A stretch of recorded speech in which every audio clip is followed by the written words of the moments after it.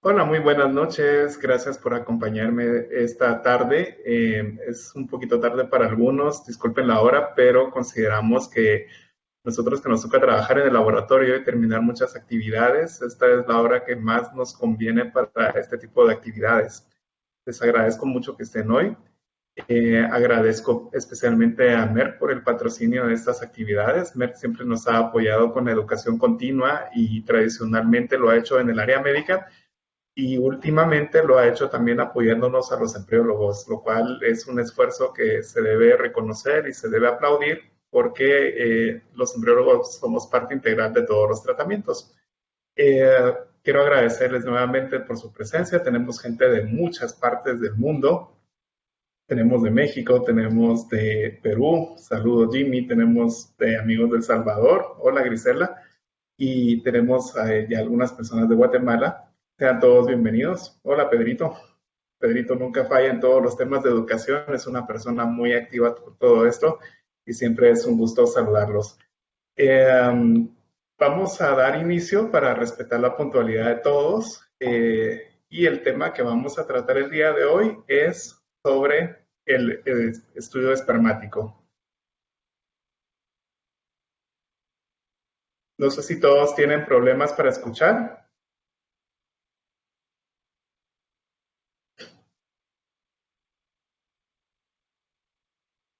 Bueno, perfecto. Vamos a dar inicio entonces. Voy a empezar con la presentación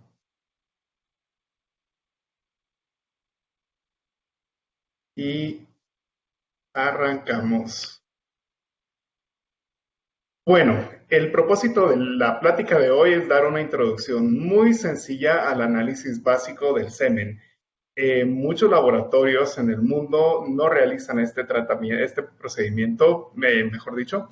La mayoría de los estudios que hacemos de cómo es el semen se hacen en centros de fertilidad especializados.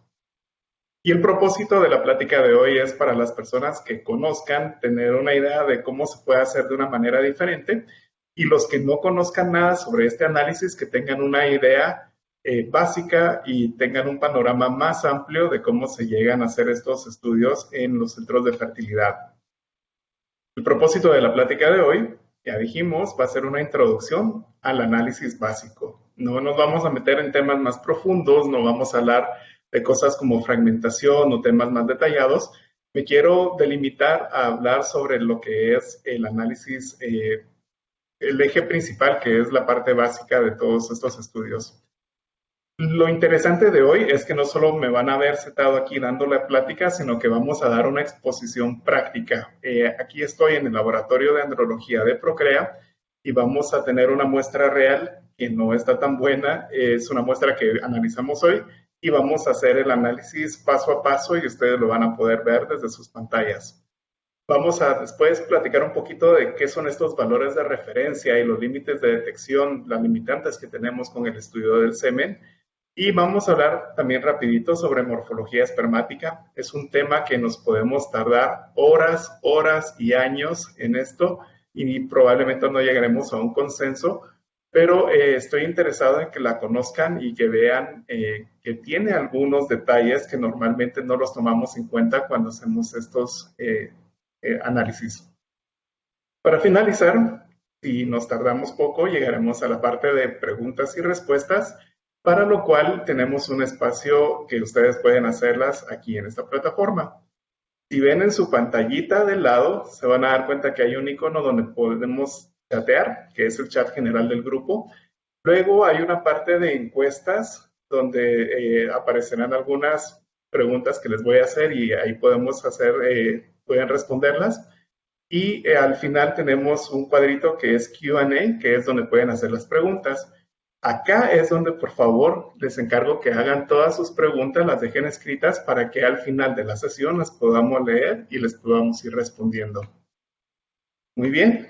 Para introducirlos, ¿por qué es necesario hacer estudio de semen? Simplemente porque tenemos problemas de fertilidad. Y la infertilidad es la incapacidad para lograr un embarazo después de un año de relaciones sexuales frecuentes sin protección. Y la infertilidad es una enfermedad, porque es una enfermedad que afecta a más o menos una de cada 7 parejas, lo cual se define como aproximadamente un 15%. Las causas de infertilidad son varias. 40% de todas las causas se pueden atribuir a problemas femeninos, problemas en la trompa de falopio, problemas uterinos, problemas ovulatorios. Y lo interesante es que 35% de todos estos problemas también se pueden atribuir solo a causas masculinas, que tienen que ver con la cantidad y calidad de espermatozoides. Y para esto el estudio que vamos a aprender hoy es básico. Luego hay más o menos un 20% de todos los problemas de fertilidad en los que encontramos patologías tanto en la mujer como en el hombre. Y estos son casos mixtos. Entonces, para fines prácticos, decimos que la mitad de todos los problemas de fertilidad de una pareja se pueden atribuir a alteraciones en el semen. Entonces, es un número bastante alto. Luego hay un 5% que decimos que son causas desconocidas, porque hasta ahorita todavía no nos hemos metido mucho a profundizar en el estudio de algunos problemas genéticos y otras cosas que podrían causar infertilidad, pero es una causa poca. Al final, el resumen es que la mitad de todas las parejas que llegan a un centro de fertilidad podemos encontrar alguna alteración en la calidad del semen. Y por eso es que decimos que el espermograma es la piedra angular en el estudio de la infertilidad masculina. Es una pieza básica en el estudio de qué causas podría haber y si es el hombre el que está implicado en este tipo de patologías. En resumen, ¿qué es un espermograma? Bueno, un espermograma es un informe, es así de simple. Es un informe que contiene información macroscópica y microscópica, como volumen, pH, concentración de espermatozoides, movilidad, morfología, y estos datos nos ayudan, número uno, a predecir el potencial fértil de un varón. Digo predecir, potencial, porque tampoco es una prueba diagnóstica, y más importante para los centros de fertilidad, a los médicos que tratan a parejas con problemas de lograr un embarazo, el espermograma les ayuda a elegir el tratamiento de reproducción asistida que les va a ofrecer mejores posibilidades de lograr el éxito con el menor tiempo posible. Es bien importante y no quiero caer mucho en esto, pero el espermograma es una instantánea y es un resultado que dura muy poco tiempo su validez, porque resulta que los hombres somos muy sensibles a muchas cosas que nos suceden alrededor. Esto, por ejemplo, es la gráfica de la cantidad total de espermatozoides que encontramos en el eyaculado de un donante en Procrea. Y un donante es una persona que debería tener una cantidad óptima de espermatozoides para poder entrar al programa. Y ven ustedes en la gráfica, en promedio se mantiene alrededor de 175 millones por eyaculado. Pero tenemos ocasiones donde este mismo donante, que es muy bueno y ha dado embarazos, llega a tener concentraciones mucho más bajas. ¿Y esto por qué se debe? Simplemente porque los hombres somos sensibles a muchas alteraciones ambientales de estilo de vida o incluso enfermedades que nos pueden afectar la calidad espermática. Y esto, por favor, es bien importante, porque hay pacientes que dicen, bueno, yo ya me hice un estudio hace un año y me salió todo bien, pero hace un año es hace un año, no sabemos cómo está ahorita.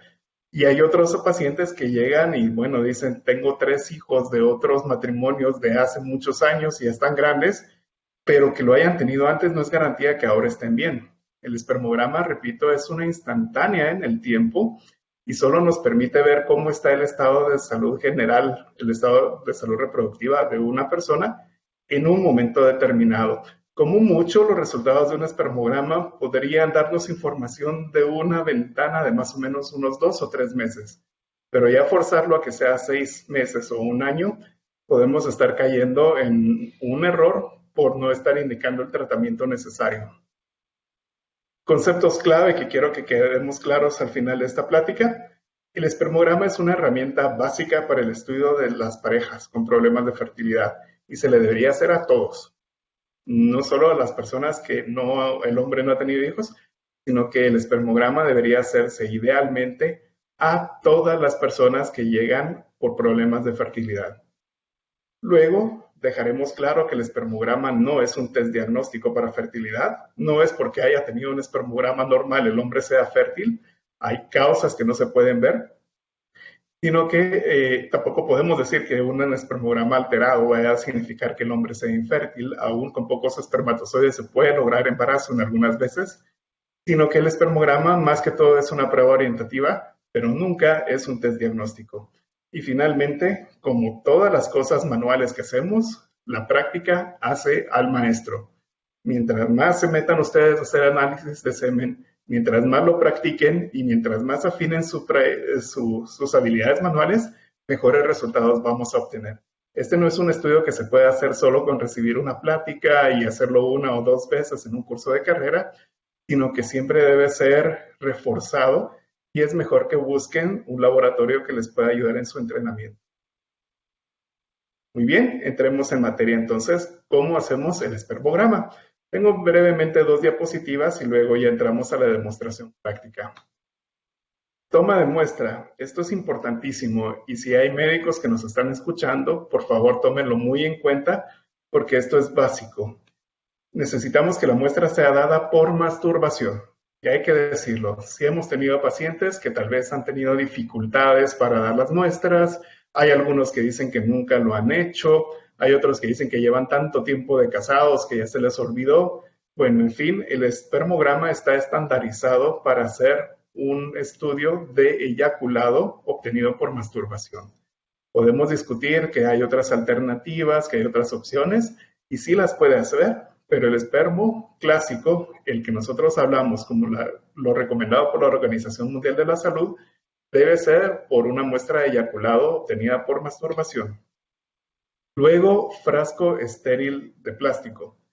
Es importantísimo. En Latinoamérica, Guatemala pasa, México he oído historias, no sé en el resto de Latinoamérica si es esto el caso, pero sí me han comentado que hay pacientes que dejan la muestra en un frasco de compota, estos frascos Gerber de vidrio que usan los bebés y que luego pues hierven en agua para esterilizarlos.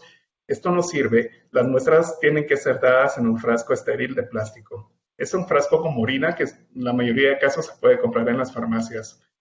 Luego, los pacientes tienen que tener 2 o 7 días de abstinencia sexual de cualquier tipo antes de dar su muestra. Lo ideal es que sea 2 a 3. Esto tampoco quiero darle mucha larga, pero sí tenemos muchos estudios que demuestran que la máxima posibilidad de embarazo en las parejas se logra cuando tienen una frecuencia de 2 o 3 veces por semana, lo cual nos hace pensar que también el estudio tiene una utilidad diagnóstica más fuerte cuando hablamos de 2 o 3 días de abstinencia antes de dar la muestra. También es importante recalcarle a la gente que es abstinencia de cualquier tipo, porque algunas personas también dicen cuando dan su muestra en el papelito, les voy a mostrar cómo es la etiqueta que usamos nosotros para nuestros pacientes. En este papelito nosotros les preguntamos cuántos días de abstinencia sexual tienen y en algunas ocasiones los pacientes nos dicen que tienen 30 días. Ya cuando les hablamos y les preguntamos, se refieren a la última vez que tuvieron una relación con su esposa, pero no están tomando en cuenta las veces que pues han recurrido a otros métodos. Entonces, es importante recalcar que es de cualquier tipo. Lo otro importante es que la muestra sea tomada en el laboratorio. Se puede dar en casa en algunas ocasiones especiales, pero lo ideal es que sea tomado en el laboratorio por 3 razones. Número 1, nos aseguramos de que la muestra se haya tomado en las condiciones ideales, que no haya transcurrido mucho tiempo entre la toma de la muestra y el análisis, que es muy importante. Y tercero, nos podemos asegurar que la muestra que recibimos es del paciente. Entonces, esto nos da más seguridad en los análisis y resultados que presentamos. Luego de esto, pues ya tomamos la muestra, la colocamos en la incubadora, 37 grados es el estándar, y las dejamos 20 a 60 minutos para que la muestra se homogenice y ya podemos proceder al estudio del semen. ¿Cuáles son los pasos que seguimos? Pues ya vimos 40 minutos máximo de homogenización, es lo estándar. Luego hacemos un análisis macroscópico de la muestra que usualmente nos toma unos 5 minutos, en el cual vamos a evaluar volumen, pH, vemos si la licuefacción es completa y anotamos otros hallazgos que podemos encontrar, como cómo es el color, cómo son los gránulos de gel y otras características que se pueden ver a simple vista del eyaculado. Después de que completamos el análisis macroscópico, nos vamos a la parte microscópica que normalmente nos puede tomar unos 20 a 30 minutos. Y embriólogos que tienen mucha experiencia, este procedimiento puede ser un poco más rápido, incluso podemos tardarnos tampoco como 10 minutos. Y en este análisis microscópico nos vamos a enfocar en la concentración, la movilidad, la morfología, en algunos casos la vitalidad, y también es importante notar la presencia de leucocitos o células blancas que puede haber en el eyaculado. Y esto prácticamente comprende todo el estudio básico del semen. Y es lo que vamos a hacer a continuación. Antes de entrar a los valores de referencia, voy a dejar de compartir la pantalla y nos vamos a ir con la camarita. Muy bien.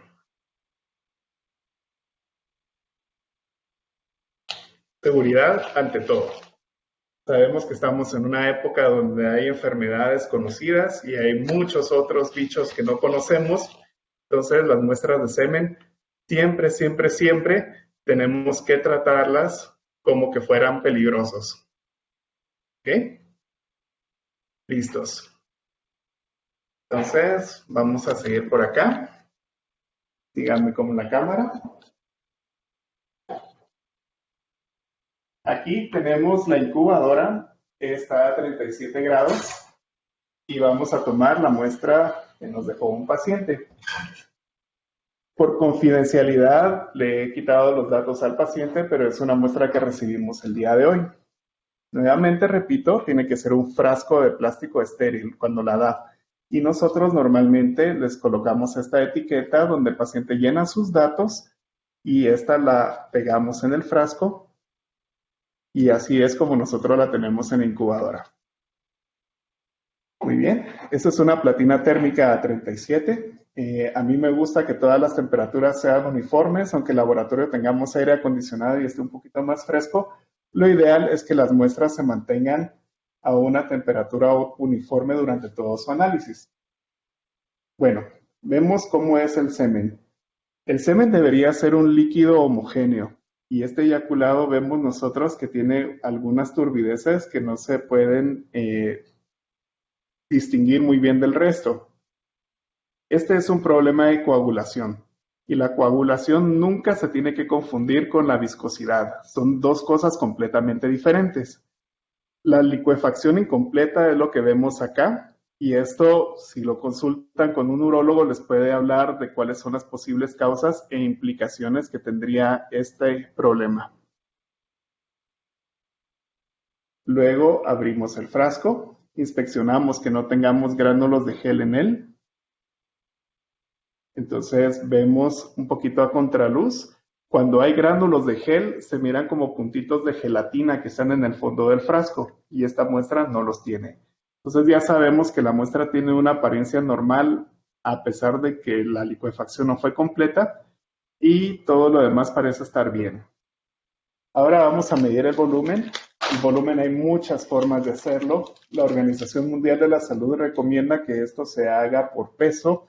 Entonces pesamos el frasco vacío para tararlo, pesamos el frasco con la muestra y el peso en gramos vendría siendo prácticamente el peso en mililitros. A mí me gusta usarlo siempre con una jeringa como método alterno. Entonces usamos una jeringa normalmente de 5 ml a la que le retiro la punta siempre. Nunca se maneja el semen con aguja y hacemos una medición del volumen seminal. Y aquí tenemos que el semen tiene 3.5 mililitros, lo cual podemos considerarlo también un valor dentro del rango normal. ¿Qué sigue a esto? Vamos a hacer una medida del pH. El pH es una medida de la acidez o alcalinidad del semen. Lo usual es que el semen tenga más de 7.2 unidades de pH. Usamos unas tiras que tienen un poquito más de precisión, no el papel de pH convencional. Y luego hacemos un recuento comparativo. No es cuantitativo exacto. Y esta muestra, por ejemplo, vemos que tiene un pH de 7.8 aproximadamente. 7.9, perdón. Entonces estamos dentro de lo que consideraríamos normal. Muy bien, repasando. apariencia normal, a pesar de que la viscosidad, licuefacción fue incompleta, y volumen de 3.5, pH 7.9. Ahora nos vamos a preparar las cosas que necesitaremos para el análisis microscópico. Para esto usamos una micropipeta convencional, un volumen de 10 microlitros para todas las gotitas que vamos a utilizar, y el recuento se puede hacer con cámara Neubauer o también lo podemos hacer con una cámara de Mackler, que es una cámara especial diseñada para hacer mucho más fácil el trabajo de los embriólogos a la hora de contar el semen. Entonces tomamos nuestra gotita de 10 microlitros, la colocamos en la cámara y la cubrimos. Aquí la vamos a dejar unos minutitos en lo que preparamos el resto de las laminillas. Tengo otra laminilla de vidrio normal donde voy a hacer un extendido para luego evaluar la morfología. Entonces tomamos la lámina y esto también hay muchísimas formas de hacerlo. Si tienen experiencia con gota gruesa no les costará. Esta es la forma en la que personalmente se me hace más sencillo. Y la dejamos secar. Ahora vamos a preparar la tinción para ver vitalidad, que no es lo mismo esperma inmóvil que esperma vivo. Entonces tenemos que evaluarla y para esto vamos a hacer una tinción muy sencilla de vitalidad.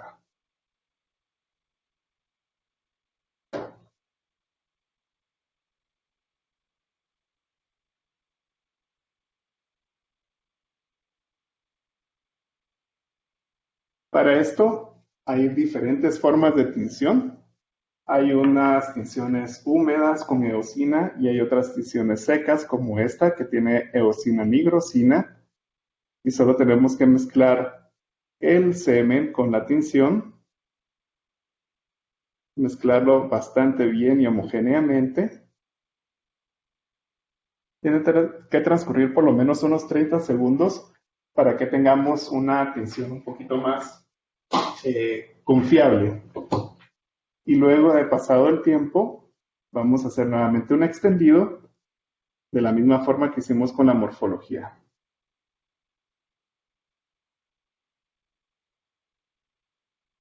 ¿Ok? Y ahora limpiamos bien las laminillas. Y listo. Todo lo que no vamos a usar al descarte de desechos biopeligrosos. Ahora, en lo que se terminan de secar estas muestras, podemos empezar con el análisis microscópico. Entonces, ya tenemos cargada la cámara Mackler y ahorita vamos para el microscopio.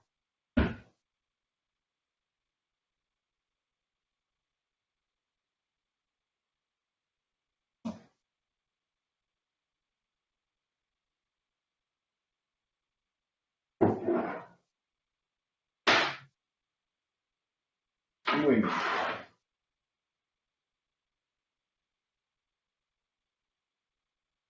Perfecto. Entonces, lo ideal para un estudio de semen es usar un microscopio de contraste de fase.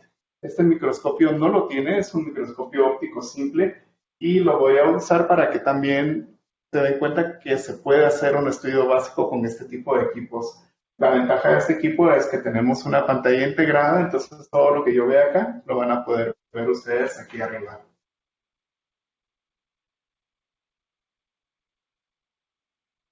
Este es un dato importante. Quiero que noten acá. Necesitamos un objetivo 20 por para hacer el estudio espermático. No podemos hacerlo a 10, no es bueno hacerlo a 40. Lo ideal es hacerlo a 20 para evaluar concentración y movilidad. Entonces, si no lo tienen, esto sí es una buena inversión necesaria para el laboratorio. Y ahora vamos a ver cómo están los espermatosauros. La ventaja de la cámara Mackler para simplificarnos la vida, es que la cuadrícula, si nosotros contamos la cantidad de espermatozoides en 10 cuadros, es prácticamente la concentración en millones por mililitro. No necesitamos ningún cálculo adicional ni hacer diluciones. Simplemente tenemos que contar cuántos espermatozoides hay en 10 cuadros y tenemos la concentración en millones por mililitro. Voy a anotar ahorita en el sistema que teníamos 3.5 mililitros. Nuestro pH era 7.9 y ahora voy a hacer un recuento de la concentración.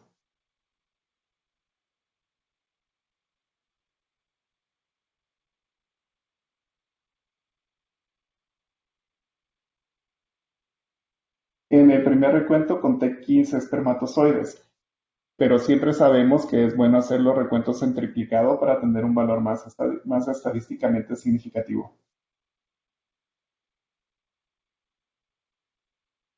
En el segundo recuento tuve 16 y en el tercero nuevamente tuve 15. Entonces sabemos que la concentración es 15.3 millones por mililitro. Es una concentración que, como veremos más adelante, está cerca del límite de lo que se consideraría el valor de referencia, pero tampoco es una concentración óptima si estuviéramos pensando en que este podría ser un donante potencial. Ahora vamos a hacer un recuento de la movilidad. Asomémonos para acá. Vean los diferentes tipos de movilidad que hay en los espermatozoides. Este, por ejemplo, se mueve rápido y avanza hacia adelante. Este sería un espermatozoide móvil progresivo, al igual que este. Hay otros que avanzan pero que no se mueven, como este otro pequeñito que se ve por acá. Esos espermatozoides generalmente solo están temblando o se mueven pero demasiado lento como este otro. Este les diríamos que es un móvil no progresivo. Y luego tenemos estos otros que no se mueven para nada, como este otro chiquitito, que esos son espermatozoides inmóviles. Antes teníamos una clasificación para espermatozoides móviles rápidos y móviles lentos. Ahora nos quedamos con los criterios de que solo nos interesa saber si se mueven rápido si se mueven para adelante o solo no se mueven. Entonces vamos a hacer un recuento. De esto hay muchas formas de hacerlo. Mi método favorito es imaginarme una línea cuando estoy viendo el objetivo y mientras los voy viendo los voy clasificando en tiempo real. Voy diciendo, este es espermatozoide rápido, este es móvil no progresivo y les voy poniendo un código. Para esto podemos usar un conmutador citológico o lo podemos hacer directamente con ayuda de un programa de computadora como el que uso yo aquí en el laboratorio. Entonces vamos a empezar a contar.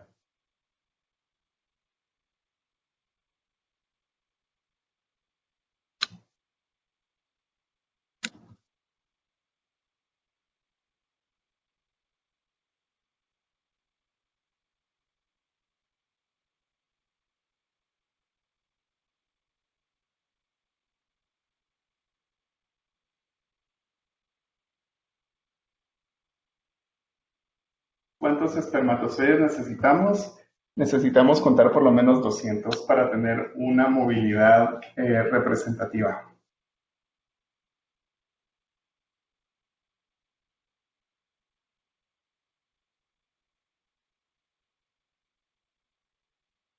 Bueno, llegamos a 201. Y tenemos 25% de móviles progresivos, 27% de móviles no progresivos y 48 de espermatozoides inmóviles. El tiempo que me tardé en hacer el recuento depende mucho de la experiencia de los embriólogos. Estoy seguro que Pedro Papio se tardará mucho menos que yo y habrá otros que cuando están iniciando se tomen un poquito más.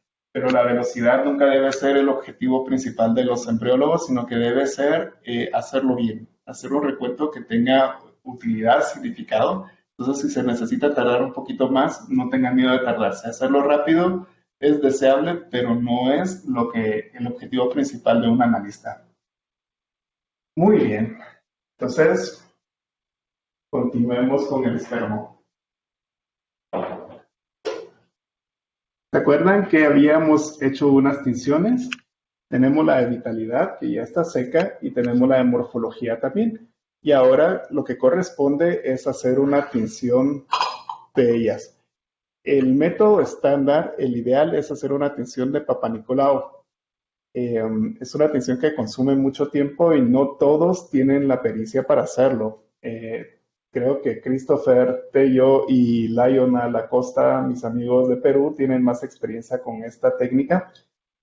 Yo uso una diferenciación hematológica muy sencilla y en este caso es Hemacolor. Hemacolor a mí me funciona bastante bien y me da resultados consistentes y repetibles. Tiene algunos detalles que tal vez no encantan cuando hacemos análisis morfológico, pero cumple su función. Primero la pasamos por la solución fijadora.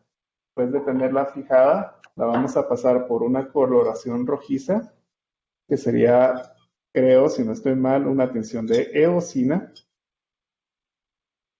Esta coloración es la misma que se usa para diferenciar los leucocitos en sangre. Entonces es muy fácil de interpretar y ver.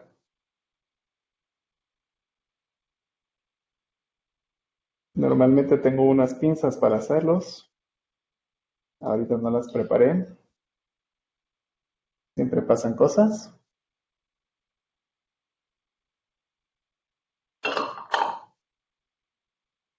Ahora lo pasamos por una tinción de contraste que sería azurea.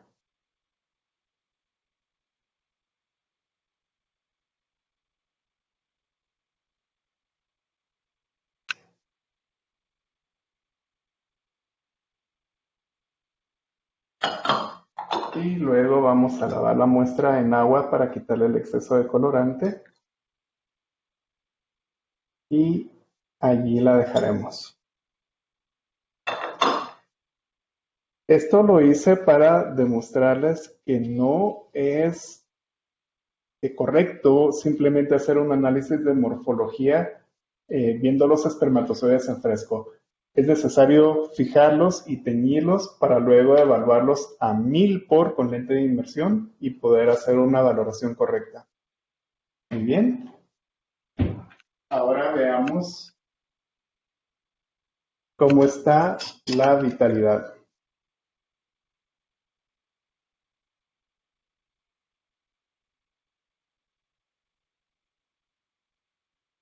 Este fue el frote que hicimos con la tinción de eosina nigrosina. La nigrosina es este contraste oscuro que pueden ver en el fondo y la eosina es un colorante que solo tiñe células que están muertas. Las células que están muertas tienen la membrana dañada y permiten el paso de la eosina. Entonces un espermatozoide muerto lo vamos a ver como rosado y los espermatozoides que estaban vivos antes de la fijada los vamos a ver como grisitos e incoloros. Entonces también nuevamente vamos a hacer un recuento de 200 y vamos a evaluarlas bien. Espermatozoide vivo, espermatozoide muerto.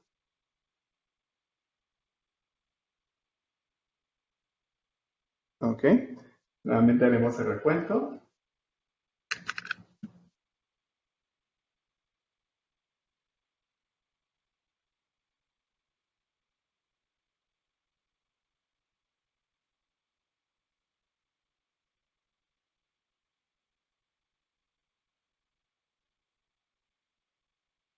¿Saben? Todas las preguntas pueden ponerlas en la sección de preguntas y respuestas de la plataforma y cuando lleguemos a esa parte, con mucho gusto las discutiremos.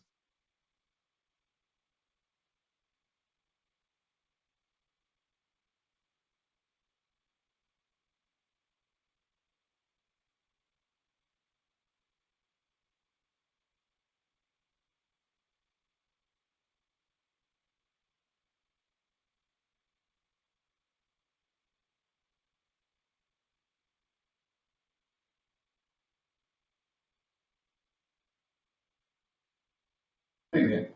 Realmente son 200 espermatozoides los que necesitamos. Y me da una vitalidad de 76%. Truco rápido, móviles progresivos y móviles no progresivos, el total de estos siempre tiene que ser igual o menor a la vitalidad, porque si no se mueven, es más probable que estén muertos. Entonces es una cosa como de control interno que tenemos. Muy bien, habiendo terminado esto, hay otros parámetros que nosotros podemos observar. Podemos ver cuántos residuos celulares tenía la muestra en fresco, podemos ver si había células epiteliales o no, bacterias, cristales, glóbulos rojos, y también podemos ver cuántas células redondas o leucocitos tenía la muestra. Es frecuente encontrar leucocitos, pero si superan una concentración de 1.000.000 por mililitro, lo podemos considerar anormal. Pero ojo, no necesariamente es una infección, simplemente lo podemos considerar anormal. Y la forma correcta de diferenciar los leucocitos de las células redondas es con una tinción especial. No se puede hacer tan fácil a simple vista, a menos de que sí sean analistas con muchísima experiencia para hacerlo. Y luego ya nos tendríamos que hacer la valoración de las formas normales de los espermatozoides, para lo cual nos interesa saber cuántos hay normales y cuántas alteraciones de cabeza, pieza media, cola y gota citoplásmica puede haber. Pero esto lo vamos a ver mejor en una presentación, porque con esta concentración de espermatozoides y con lo que a mí me encanta verlos, nos podemos tardar muchísimo tiempo evaluando esta muestra. Solo les comento rápidamente. Para esto, usaríamos la muestra con aceite de inmersión y lo analizamos con el objetivo de Millport. Eso sería prácticamente el estudio de la morfología espermática. Ahora me quito los guantes y seguimos con la plática.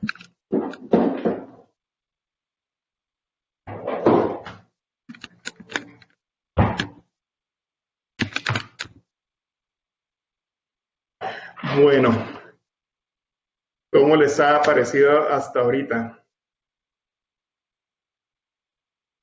Sí, Laura, perfecto. El 100 por con aceite de inmersión es el mismo aumento de 1000, porque estaríamos usando objetivo de 100 con el ocular que es de 10. Entonces tendríamos 1000 de todos ellos. Perfecto. Sigamos adelante. ¿Qué les parece? ¿Todavía tenemos energía? Listo.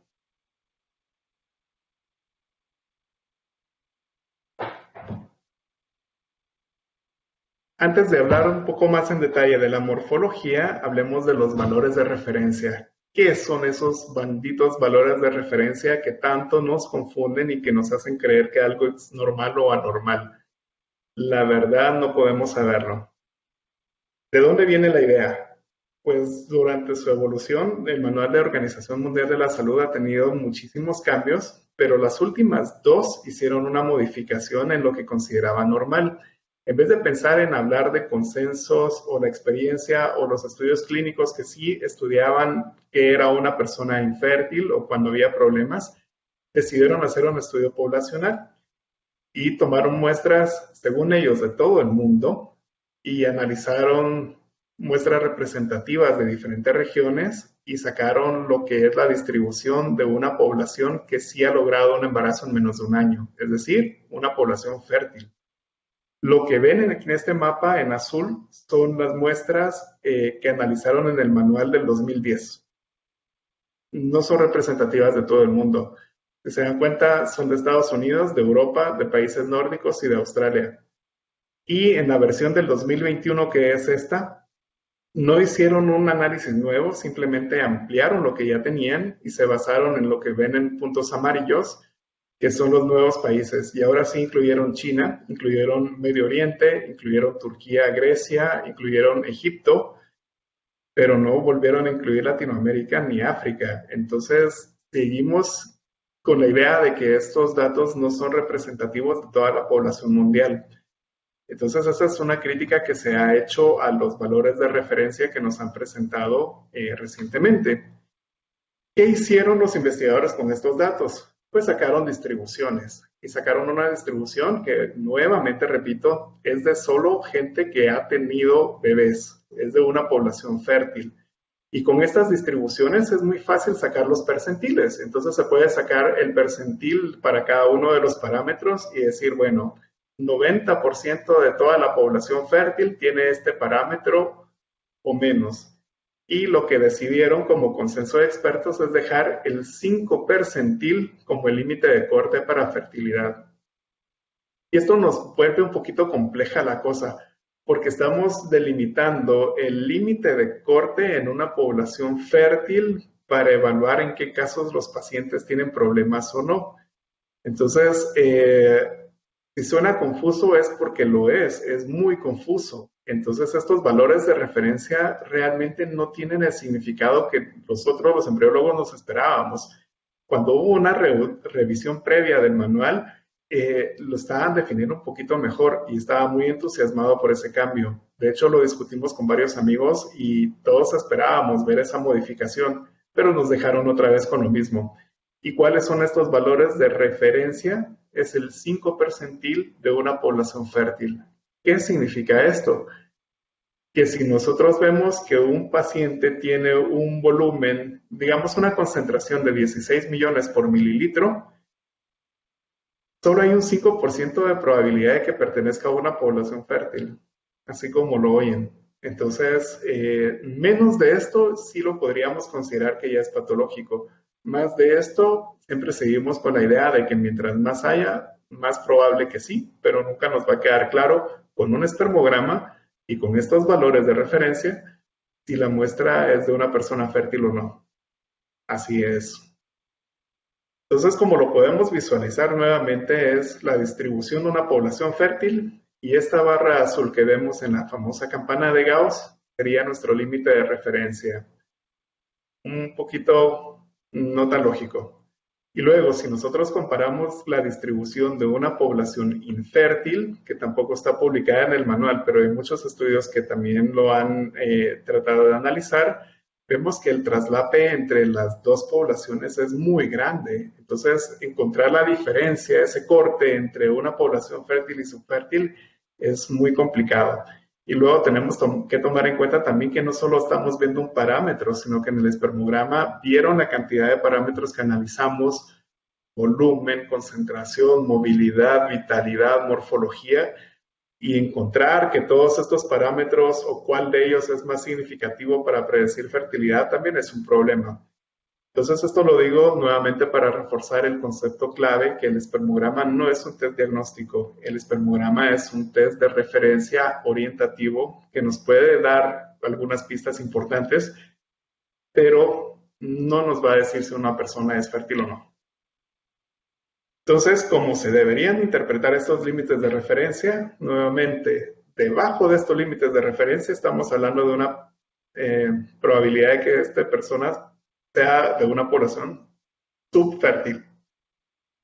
Y si nosotros tenemos arriba de los valores de referencia, mientras más lejos de ellos estemos, es decir, mientras más cantidad de estos parámetros tengamos, aumenta la probabilidad de que pertenezca a una población fértil, pero no va a ser siempre una garantía. ¿Cómo podemos entonces decir que un paciente tiene un problema de fertilidad pues prácticamente evidente cuando está por debajo de los límites de referencia? Y estos límites de referencia, de todos los que les presenté, clásicamente estos son los que son más utilizados para la interpretación clínica. El volumen es importante porque debajo de 1.4 nos puede indicar que el paciente tiene una hipospermia y esto se puede deber a muchas cosas. Ojo con esto también, es muy frecuente que después de cierta edad, una que ya me estoy acercando yo a ello, el volumen empieza a disminuir de forma natural. Pero lo que disminuye en volumen se compensa con un aumento en la concentración. Entonces la concentración es el otro parámetro importante. Menos de 16 millones por mililitro nos referimos a una oligozoospermia. Y oligo viene del griego que es poco. Cuando la concentración es todavía más baja y estamos hablando de menos de 100.000 por mililitro, ya hablamos de una criptozoospermia, que son espermatozoides ocultos, escondidos o secretos.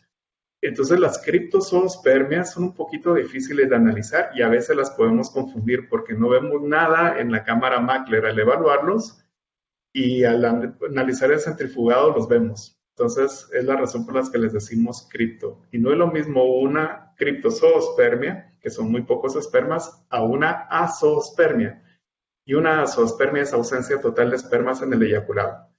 Y esta sí sería una causa que amerita estudios más elaborados. Después de ver concentración, nos interesa cómo se mueven. Si tiene menos del 30% de espermas móviles, decimos que es una astenozoospermia. Asteno es inmóvil. Y las formas normales, si tienen menos de 4% de formas normales, hablamos de una teratozoospermia. Terato viene de monstruo. Entonces, decir que tiene menos de 4% de espermatozoides normales, hablamos de que están un poquito deformes y que son algo monstruositos. Esto podría contrastarles mucho si ustedes no han trabajado en centros de fertilidad, porque todavía es frecuente que usen criterios más antiguos y reporten 80, 90, 95% de formas normales, cuando lo que se dan cuenta por los criterios internacionales sabemos que es poco probable, ya que los humanos con 4% de espermas ya los consideramos normales. Entonces es un parámetro un poquito controversial. ¿Qué tanta utilidad clínica puede tener si lo que vemos es tan poco en la población? Pero es lo que es. Los humanos no producimos espermatozoides tan bonitos, pero los que salen buenos, pues tienen un potencial real. Y la vitalidad debería ser idealmente arriba de 54, porque cuando es menos de 54 nos referimos a una necrozoospermia, necro de muerto. Bien, ¿qué pasa en esas muestras donde no encontramos espermatozoides? En estos casos tenemos que hacer un centrifugado del semen. Entonces diluimos el semen 1 a 2 con solución salina. Es decir, si tenía 2 mililitros del semen, le echamos 4 mililitros de solución salina, lo homogenizamos muy bien y luego lo centrifugamos a 600 Gs por 10 minutos y lo hacemos en un tubo cónico como este. ¿Ok? ¿Cuánto es en RPMs? Pues saquen su calculadora y busquen la famosa formulita que de la raíz cuadrada, porque lo que usamos como estándar en los procedimientos de laboratorio son las fuerzas centrífugas relativas. El RPM dependerá de cada centrífuga que tengamos, entonces no les puedo dar un dato para todas y lo estándar será usar esta referencia. Después de que ya lo centrifugamos, descartamos todo el sobrenadante y el sedimento es el que vamos a revisar a 40 por sobre un portaobjetos con un cubre y entonces ahí buscamos. Si no encontramos espermas en el sedimento, es una zoospermia. Con uno que encontremos en el sedimento, será una criptozoospermia. Y a veces en el sedimento, como en esta foto que ven, podemos incluso encontrar eritrocitos, que es otro hallazgo anormal que debemos reportar en el espermo. Bien, hablemos ahora de morfología. Los criterios estrictos de Kruger. La historia de cómo se desarrollaron los criterios de Kruger es interesantísimo y el nombre también. Al principio eran los criterios de Tigerberg porque fue un estudio desarrollado en un hospital de Sudáfrica. Luego fueron los criterios de Mengveld en honor al biólogo que se encargó de hacer esta clasificación y hacer todas las medidas del estudio, pero quedó como criterios de Kruger, que fue el médico que hizo la asociación clínica entre estos resultados y lo que podíamos esperar como embarazo. Entonces, criterios de Tigerberg, criterios de Mengveld o criterios de Kruger es lo mismo. Y Kruger, pues, creo que se quedó al final porque es más fácil de pronunciar y nos recuerda a aquel famoso personaje de las películas de miedo. Y sí, da miedo hacer morfología, porque encontrar un espermatozoide normal es rarísimo. Este espermatozoide, debo confesar que no es 100% normal, y yo sé que si Pedro Cuape está viendo y está pegando un brinco detrás de la pantalla, no lo voy a presentar como normal, pero sí es un espermatozoide casi normal. Vean, tiene una cabeza ovalada lisa, eso estamos bien. Luego, el acrosoma, que es la parte oscura de la cabecita, ocupa un 40 a 70% del volumen, eso está muy bien también. Luego, si hacemos una medida con microescala, vemos que el largo es entre 3 y 5 y el ancho es entre 2 y 3 y la proporción es más o menos que el ancho sea un 3/5 o 2/3 del largo de la cabeza. Esto honestamente lo hacemos al ojo por ciento. No conozco un embriólogo que se dé a la tarea de medir los 200 espermatozoides que debemos evaluar con micrómetro para sacar esta proporción exacta. La mayoría de veces lo hacemos ya por experiencia, por ojo clínico, y esto es algo que hay que tomar en cuenta. Hay un parámetro de subjetividad en este tipo de análisis. Luego la pieza media. La pieza media tiene que ser en posición axial, y aquí es donde fallamos con que este espermatozoide sea perfecto. Porque si lo ven, no está en el mero eje de la cabecita, sino está un poquito desfasado. Entonces no podríamos considerarlo, según los criterios estrictos de Kruger, como un espermatozoide normal. Simplemente tiene una alteración de la implantación de pieza media. Pero luego vemos que la pieza debería ser menor a 1 micrómetro de ancho y aproximadamente 1.5 de largo de la cabeza, y eso se cumple en este esperma. Y el último criterio, la cola, que tiene que ser uniforme, más delgada que la pieza media, que no tenga un enrollamiento y que obviamente no haya dobles colas ni otras cosas extrañas, y de aproximadamente 45 micrómetros de largo. Entonces, toda esta información la tenemos los embriólogos experimentados en la cabeza, y al ver un espermatozoide decidimos muy rápidamente si es o no es normal. Y muchas veces caemos en la tendencia a subclasificarlos y tener más anormales de lo necesario. Y es porque esto es lo que vemos en la práctica clínica. Monstritos. De veras, encontrar muestras de semen que tengan muchos espermas normales es raro. Tenemos espermatozoides con cabezas alargadas, con gotas citoplásmicas, con defectos de implantación, colas sueltas, colas cortas, dobles colas, dobles cabezas. El semen humano es un zoológico, y por eso les comentaba, si yo me pongo a hacer la morfología de la muestra que acabamos de teñir, me puedo tardar mucho porque es algo que me emociona y me puedo entretener. Pero para que tengan una idea de cómo interpretaríamos la morfología, tal vez las formas normales no sean lo más importante. Puede ser que si todos los parámetros estén bien y las formas normales están alteradas, incluso cero, esta muestra tenga potencial de implantación. Y en vez de fijarnos más en la morfología, tal vez valdría la pena que nos fijemos en otro parámetro, que es el índice de teratozoospermia. Esto es un promedio de defectos por espermatozoide anormal. Y vemos que los espermas pueden tener un defecto de cabeza, de pieza media, de cola y de gota citoplásmica. Hay 4 defectos posibles, ¿de acuerdo? Entonces, si yo veo todos los espermatozoides en la muestra y saco un promedio de todos los anormales, si son anormales es porque tienen por lo menos un defecto, y por eso el índice de teratozoospermia mínimo es 1. Y si todos los espermatozoides anormales que veo tienen todos los 4 defectos posibles, el máximo del índice de terato sería 4. Entonces el índice de terato, repito, es un promedio de defectos por espermatozoide anormal. ¿Por qué yo me fijo un poquito más en esto? Porque sabemos que si es 1.64 o más, hay riesgo de pérdida gestacional, es decir, de aborto espontáneo. No significa que la muestra sea infértil, pero sí nos da una tendencia, un riesgo un poco más elevado a que si se logra un embarazo se pierda, y eso tampoco es muy deseable. Y luego también hay estudios que encuentran que arriba de 2.09 tenemos fallo de fecundación, incluso con fecundación in vitro. Y en estos casos nos tendremos que ir a una técnica como ICSI para lograr un embarazo. Es que con estos índices de terato tan elevados, hacer tratamientos simples como coito programado o inseminación artificial podría llegar a ser un poco contraproducente. La otra pregunta que siempre hacen con teratozoospermia es, bueno, ¿se puede mejorar?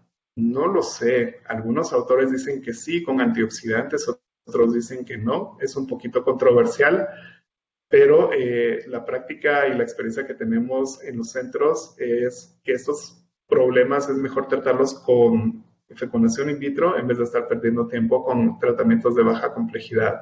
El semen tarda un poquito en recuperarse, así es que no es buena idea hacer perder mucho tiempo a los pacientes. Muy bien, colegas, ya para concluir, recordemos que el espermograma no es una prueba diagnóstica de fertilidad, ¿de acuerdo? Esto es porque existe una variabilidad natural en los parámetros seminales. Los hombres somos más sensibles de lo que muchas personas creen. No existen límites claros para la población fértil y subfértil. Se recuerda que vimos que se traslapan entre sí. Y luego que los parámetros, especialmente la morfología, son susceptibles a subjetividad. Dependen del analista, dependen en muchos casos de si me gusta o no. No son parámetros que les pueda decir son 100% confiables, sino que sí hay algo de subjetividad que hay que reconocer. Por estas tres causas, principalmente, sabemos que un espermo no nos va a decir si un hombre es fértil o infértil. La única prueba de fertilidad es que logre tener un bebé en menos de un año de estarlo intentando. Y regresando a los conceptos claves, espero que haya quedado claro que es la herramienta básica. Todos se lo deberían hacer, que no es un test diagnóstico, perdón que sea repetitivo con esto, pero es un concepto muy importante. Y luego, espero que haber visto que el espermograma no es tan complicado, les despierte un poquito el interés y la curiosidad por practicarlo un poco más y se animen a buscar lugares donde puedan recibirlos para recibir una capacitación y lo practiquen, porque la práctica al final es la que hace a los maestros. Y hablando de cómo seguir aprendiendo, estas son algunas herramientas que pueden ustedes consultar. Número 1, pueden siempre comunicarse con nosotros. En Procrea estamos totalmente abiertos a recibir personas que quieran estudiar y seguirse capacitando. Pueden seguirnos en las redes sociales o me pueden escribir directamente. Adelante les daré mis datos. Luego también hay unos cursos muy, muy buenos organizados por Lion a la Costa. Son los cursos de Genor. Hay cursos de embriología, de andrología, donde hablamos específicamente de semen. Y muy pronto empezará otro de citología médica, que está muy bueno. Y esos cursos de Genor son intensos y son muy completos. Quieren hacer una inversión para un cursito que valga la pena, se los recomiendo. También pueden seguir a Merck. Merck patrocina muchísimos eventos de capacitación continua. Es una red que vale la pena mantener en contacto porque siempre como estos eventos ellos apoyan mucho para que se puedan desarrollar. La Asociación Mexicana de Medicina Reproductiva, AMMR, es una entidad que da mucha envidia. Es una entidad que hace muchísimo, es súper activa y el espíritu de esta asociación se refleja en personas como Pedro Cuapio y Luis Gallardo, que la mantienen muy activa y tienen un capítulo para embriólogos que es impresionantemente bueno. Y esta asociación, la parte de embriólogos, ha hecho un esfuerzo muy grande para que todos sus cursos sean gratuitos para embriólogos. Vale la pena que se inscriban en esta asociación y que la sigan. También ofrece mucha ayuda para seguirse desarrollando. Y finalmente tenemos el grupo de IBRMA que tiene el programa de Global Education y este programa es muy bueno. También tiene cursos diplomados y cursos de especialización bastante avanzados, incluso un máster online en fertilidad que son muy buenos. Entonces también les repito, estas serían las 5 opciones que les puedo ofrecer de entrada para poder seguirse desarrollando en esta área. Y bien, este es mi super equipo de laboratorio. Chicas súper poderosas. María Cristina es una andróloga excelente, tiene una mano para poder separar los espermatozoides y hacer los análisis de manera impresionante. Ana Lucía, que pues se ha involucrado recientemente con su proyecto de tesis y pues que su parte es más biología molecular, también tiene un talento para andrología muy bueno.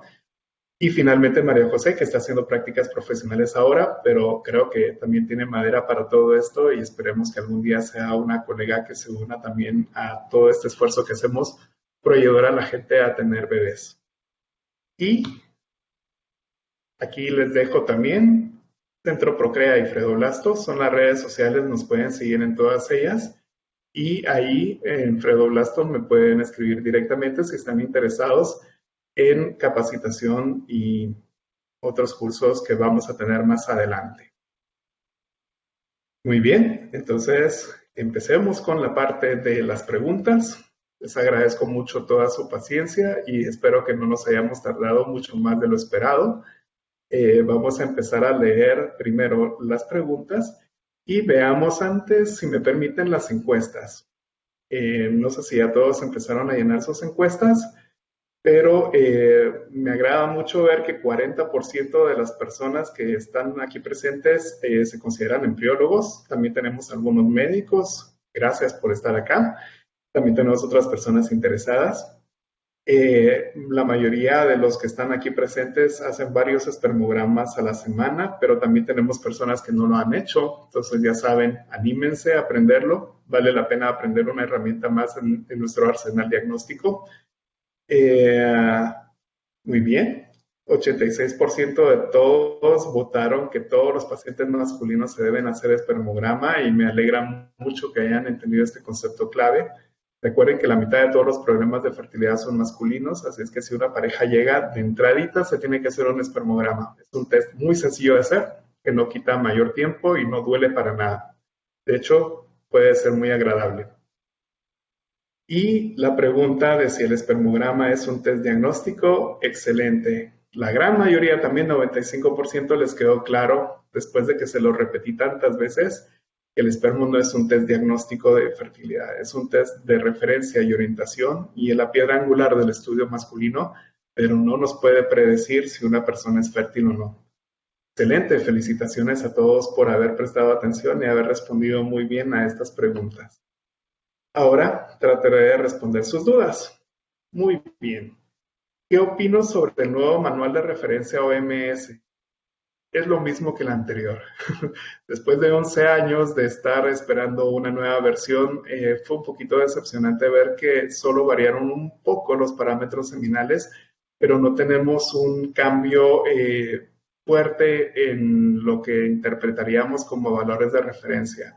Lo que tiene muy bonito es toda la ampliación de todas las técnicas adicionales y que los procedimientos ya están descritos como protocolos clínicos, lo cual también es una gran ventaja. Entonces, en ese sentido, me parece que sí fue una mejora.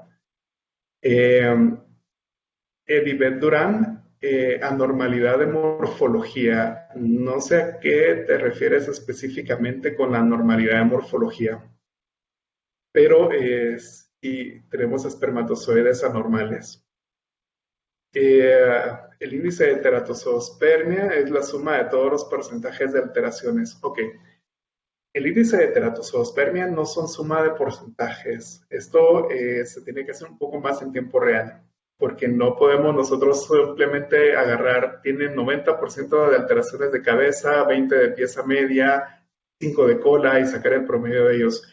Ojo, el índice de teratozoospermia es por espermatozoide. Entonces, a cada espermatozoide hay que clasificarle cuántas anormalidades tiene. 0 si es normal, 1 si solo tiene 1, 2, 3, 4, y de esto sacar el promedio. Y ese promedio sí es el índice de terato. Entonces, no es tan sencillo como solo sacar los porcentajes. El índice de teratozoospermia en el informe final. Ahora se los presento. La forma correcta se presenta como índice de teratozoospermia y con 2 dígitos. Entonces, el valor de referencia no está específicamente reportado en el manual de la OMS, pero si leen entre líneas, me recuerdo muy bien que está en el manual anterior del 2010, sí presenta los estudios donde nos muestra que debe ser debajo de 1.64. Entonces, ese lo pueden colocar como el valor de referencia. ¿La confirmación de leucospermia se podría hacer con MARTEST? No. El MARTEST es para presencia de anticuerpos antiespermatozoides. La leucospermia la tendríamos que confirmar con una tinción de ortotuloidina o algo similar, porque la mayoría de leucos que vemos en semen son neutrófilos. Entonces buscamos una tinción específica para neutrófilos. Muy bien. Bueno, estaban preguntando que se veía un poquito desfasado del PowerPoint. Espero que se haya solucionado. La tinción de eosina nigrosina esperó 30 segundos y luego hizo el extendido y dejó secar. Es correcto. En esta tinción específica que utilicé, tenemos que hacer una mezcla 1 a 1 de tinción con semen. Lo dejamos reposar por lo menos 30 segundos, no más de 1 minuto, y luego hacemos un extendido en seco. Y eso es lo que me gusta de usar esta tinción en seco, porque nos deja un récord permanente y podemos después recurrir a control de calidad para verificar que lo hayamos hecho bien, o para que si están en época de aprendizaje, el instructor después puede revisar sus resultados y nos da una confiabilidad bastante alta. Muy bien. Alejandra nos preguntó que si encontramos una muestra con abundantes leucos, ¿con qué tinción se puede hacer el reporte de anomalía? Bien, el manual de OMS tiene la fórmula para la ortotoluidina, pero también hay kits comerciales y hay algunos, por ejemplo, de Fertipro, que nos dan coloraciones muy bonitas y cada uno tiene un protocolo diferente. Pero sí es importante que si ustedes hacen espermogramas, consideren tener alguna de estas tinciones diferenciales para no caer en el error de sobre-reportar o subreportar leucocitos. ¿Ok? La tinción de negrosina, eosina, no le colocamos cubre encima, simplemente la ponemos debajo del micro y la evaluamos a 40 por. Ok. Leonardo nos pregunta si el olor se puede llegar a tomar un valor. Sí. Es un poquito complicado en el tema del olor, porque nosotros lo sentimos, pero describirlo de una forma universal es lo que nos cuesta. ¿Qué importancia clínica pueda tener? También depende, porque nosotros podríamos asociar también los olores muy fuertes no solo a infecciones, sino también podrían ser debidos a problemas metabólicos, por ejemplo, acumulación de metionina o homocisteína, o también podrían ser por periodos de abstinencia sexual muy largos, como por ejemplo se puede empezar a producir putrescina y cadaverina dentro del semen por el proceso de degradación celular. Entonces, es complicado decir qué tipo de olor y qué utilidad clínica, pero nosotros sí podemos dejar anotado en el espermograma que esta muestra en particular tiene un olor pungente intenso, por ejemplo, y no les recomiendo que traten de ser muy descriptivos con los olores porque cada quien huele diferente. De hecho, por ejemplo, el olor de semen, algunos dicen que huele a cloro o lejía, otros dicen que huele a paja mojada. Entonces, la percepción olfativa que tiene cada persona y con qué lo asocia es un poquito difícil de comunicar en algunos casos. Alguien pregunta qué tinción le recomiendo. Pues nuevamente le recomiendo la ortotoluidina o la tinción de Fertipro.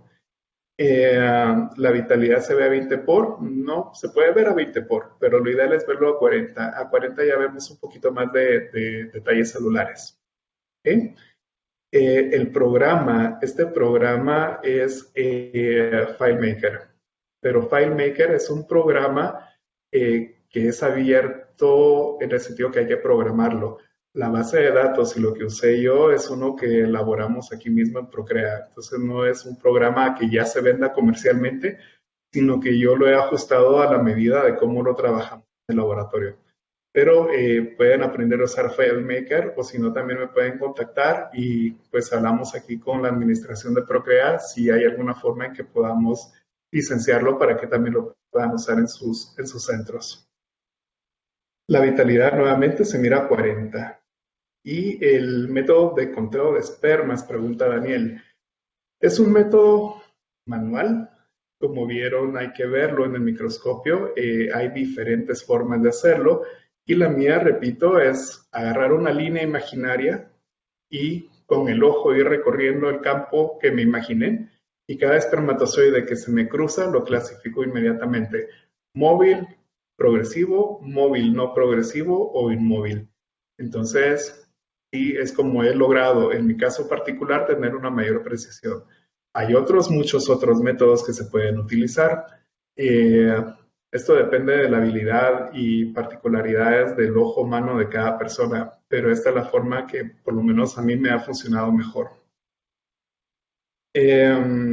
Otra pregunta. Sí, gracias por estar de acuerdo en que todo el material debería estar a 37 grados. Esto nos reduce un poquito la variabilidad experimental y mejora la repetibilidad de los resultados. Ariel pregunta, ¿qué opino de las laminillas preteñidas para morfo? Son una maravilla. Un poquito más caras, pero son una maravilla. Funcionan súper bien, son muy prácticas y no hay ningún problema con usarla. Nuevamente hay muchísimas marcas y hay otras opciones, pero no hay ningún inconveniente con usarlas. Simplifican mucho el trabajo. Um, el dato del pH es sensible y debe realizarse en el momento de la apertura del frasco con la muestra. Ok, sí. El pH, Edibet, puede variar significativamente con el tiempo, tiende a acidificarse porque el semen es alcalino y empieza a reaccionar con el CO2 del ambiente. Tampoco es que varíe tanto en un lapso de 1 a 2 horas, ¿de acuerdo? Sí puede variar después de 4 a 6, pero en las primeras horas es bastante estable, a menos de que el semen sí tenga unas características que no tengan esa capacidad amortiguante natural. Una forma también que se hace para prolongar la vida de los espermatozoides es dejarlos en incubadora con CO2 y esto naturalmente va a tender a acidificar un poquito más el pH del semen. Por eso yo prefiero que las muestras se licúen y homogenicen en una incubadora convencional y el pH lo medimos dentro del lapso de 20 a 60 minutos máximo para tener esa precisión que queremos. Terminamos con las anteriores y ahora vamos con las preguntas nuevas, ¿de acuerdo? Jorge González pregunta, ¿qué estudios genéticos hay para oligospermia? Sí, cuando tenemos menos de 4 millones por mililitro, tenemos muchas causas genéticas posibles que están asociadas. Y esto es la tesis de Ana Lucía. Una de ellas puede ser microdeleciones del cromosoma Y, que es el cromosoma sexual masculino, pero también puede haber problemas en las aneuploidías espermáticas y hay un test que se llama FISH que se puede hacer. Luego tenemos otros estudios genéticos que se pueden evaluar, principalmente cariotipos, muchos problemas de concentración muy baja o ausente se pueden deber, por ejemplo, a mosaicismos Klinefelter. Entonces, cuando tenemos concentraciones de 4 millones o menos, lo que nosotros decimos oligospermia severa, vale la pena hacer estudios genéticos, empezando nuevamente por cariotipo, microdeleciones y en algunas ocasiones FISH. El doctor López pregunta prueba de o la prueba hiposmótica. Muy bien, la prueba hiposmótica también funciona muy bien. Por mucho tiempo fue considerada el estándar de oro para hacer la vitalidad. De forma práctica es un poquito difícil de ver y quiere práctica. Entonces, también depende de cuánto tiempo la muestra ha pasado fuera de la incubadora, porque se van muriendo rápido. Es un poco más repetible para fines de laboratorio hacer la prueba de vitalidad con eosinanigrosina y la prueba hiposmótica la dejamos ya cuando necesitamos hacer un ICSI y tenemos que identificar esos espermatozoides que sí están vivos aunque no se mueran. Entonces es una prueba que todavía se usa, pero se usa más en la parte práctica que en la parte de diagnóstico rutinario. Pablo Espinosa nos pregunta cuál es el valor diagnóstico que tiene la presencia de puntos gelatinosos. Ok, buenísima pregunta. Los puntos de gelatinosos en el semen es una proteína que se llama semenogelina. La verdad, no he encontrado nada que me diga qué relevancia clínica puede tener.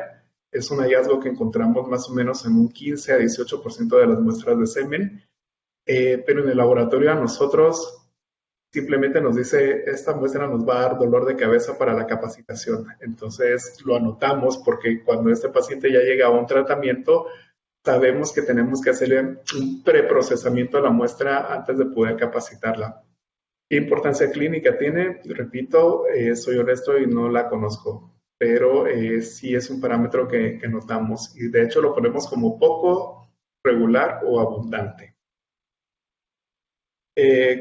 ¿Alguien quiere un curso de FileMaker? Hay muchísimos, pueden verlos en YouTube. Si no, con mucho gusto podemos organizar uno, pero yo aprendí la mayoría leyendo libros comprados en Amazon y en YouTube, y sí se puede. Lleva tiempo, pero todas las cosas que merecen, que valen la pena, llevan un poquito de curva de aprendizaje.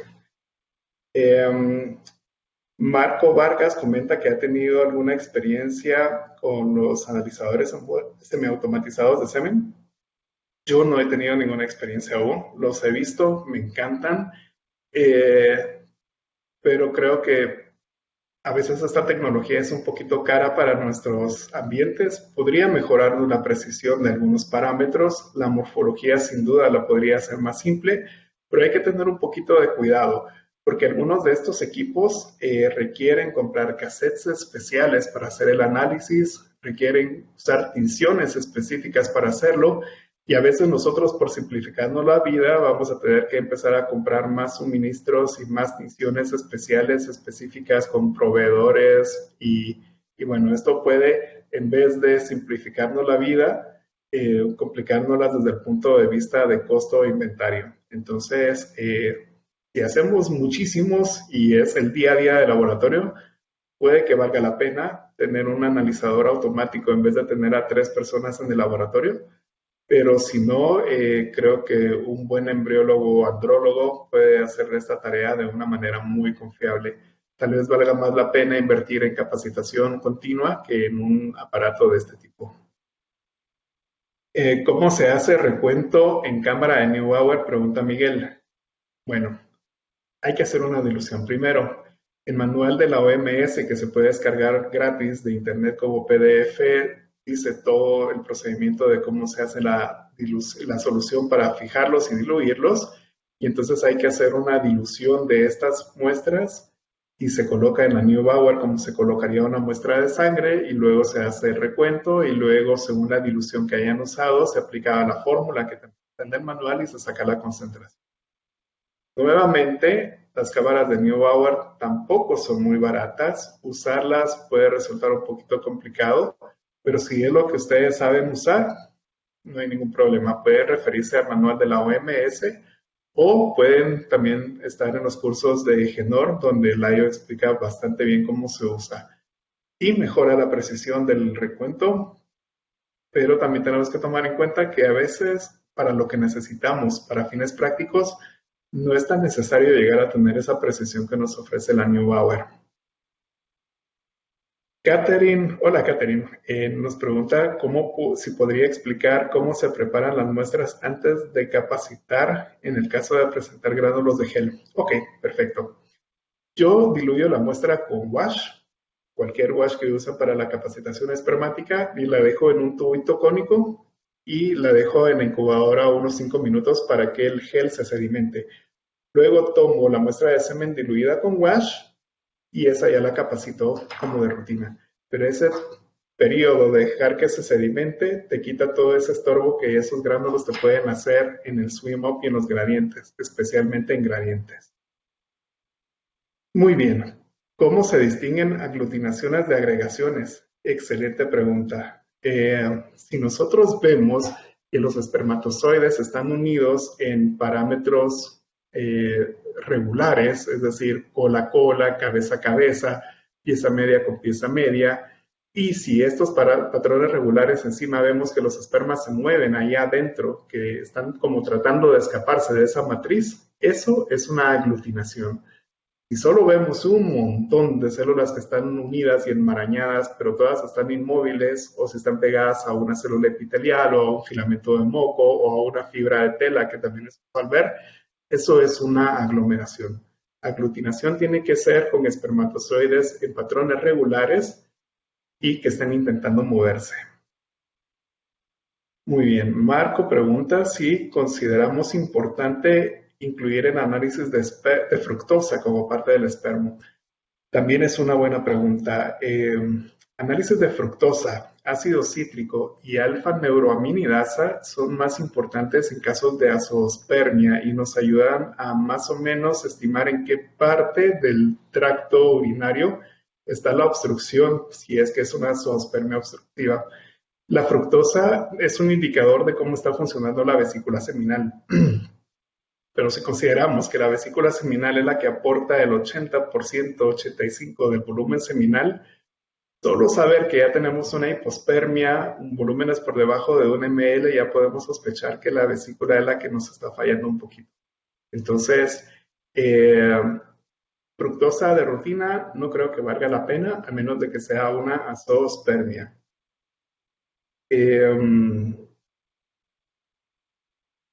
Muy bien. ¿Alguna otra preguntita que tengamos?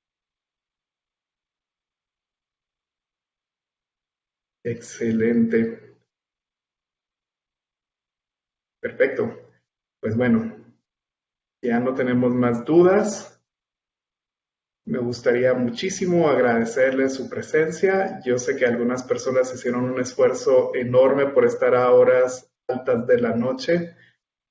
Muchísimas gracias por todos sus comentarios. Laura, Cifredo, María Mucada, Lionel, Karen. Muchos somos viejos conocidos. El maestro Cuapio también nos acompañó. Doctor Jorge González, un excelente clínico con el que he tenido el gusto de trabajar. Una de las personas más dedicadas a su profesión que conozco. Gaby, también qué gusto verte.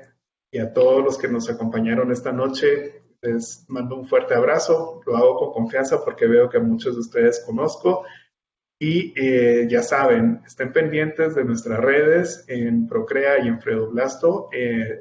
Pronto tendremos más eventos. Trataremos de hacer esto de una manera un poquito más regular. Y si tienen sugerencias también de próximos cursos y talleres que deseen, también con mucho gusto estamos abiertos a sugerencias. Antes de terminar, una última pregunta que tenemos aquí de Jenny. ¿Qué pienso acerca de los gradientes de capacitación? Ok, las dos funcionan. Hay debate entre si es mejor gradiente o swim up. Por mi experiencia, las dos funcionan muy bien. Creo que lo que manda no es la mejor técnica, sino la calidad del semen. Hay muestras de semen que nos dan para un super swim up y hay otras muestras que nos dan para gradientes. No he encontrado nada que me convenza de que una es mejor que la otra. Estoy más convencido de que la forma en que preparamos el semen, cómo lo manipulamos y el tiempo que nos tardamos en hacerlo son parámetros que van a influir más en los resultados que tengamos. Pero no hay ningún problema con usar ninguna de ellas. Y bueno, nuevamente, muchísimas gracias por habernos acompañado. Espero que este cursito haya llenado sus expectativas y estamos a las órdenes para cualquier cosa que necesiten. Muchísimas gracias a todos y todas.